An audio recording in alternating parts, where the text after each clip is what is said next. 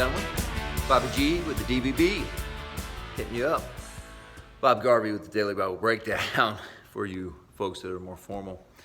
Doing two things. One, we're lifting up biblical knowledge to help you get stronger mentally, physically, and spiritually. Two, we're reading through the whole Bible in 1 year. That's epic.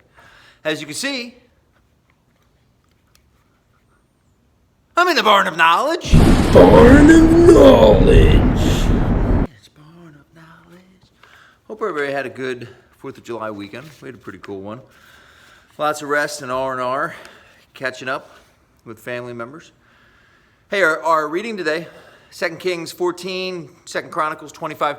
3 quick points, 3 quick hits, and then we're out.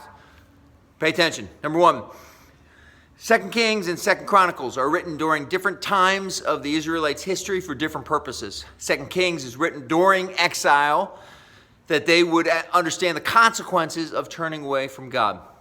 A little bit harsher, a little bit more in your face, a little bit of here's why you're experiencing these situations. 1st and 2nd Chronicles are written post-exile to a nation that's pretty defeated. They've got their tail between their legs, and it is written to lift them up and to support them. So God still has a plan for you. What's the takeaway for us?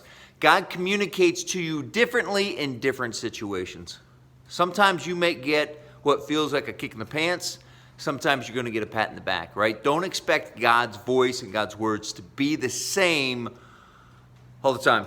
Secondly, in 2 Kings 14, the writers establish a very important principle that, let's see here, starting in 14 verse 6.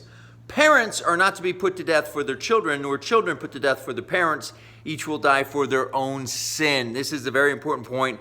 Back in the day, if a parent sinned, or if a child sinned, they looked at the parent and said, it's your fault for doing that, and sometimes vice versa. No, everybody's responsible for their own sin. Now, children may feel the consequences, right, of their parents' sin, but they are not to be punished for that sin. So that's a very important point.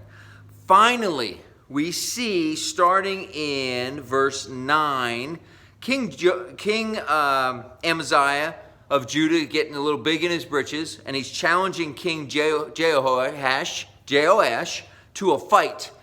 Joash says this. He tells him a little bit of story of a thistle that went and challenged a cedar tree to a fight, and then the thistle got crushed by a wild animal. Here's the takeaway. If anybody starts calling you a thistle and they're the cedar, run away. Amaziah gets his butt whooped by King Joash, right? He gets destroyed. His armies gets destroyed. He should have listened. He got a little bit big for his britches.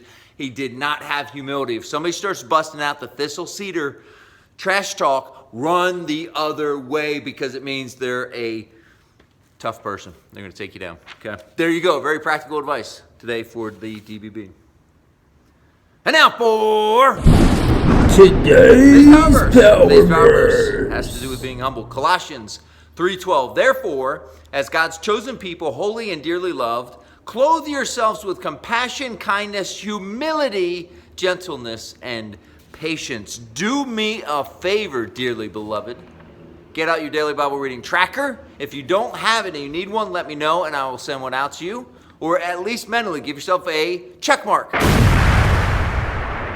Counting this a win, doing your daily Bible study each and every day. It's not easy to do, but we are getting it done. I am Bob Garvey with the Daily Bible Breakdown. We'll see you tomorrow.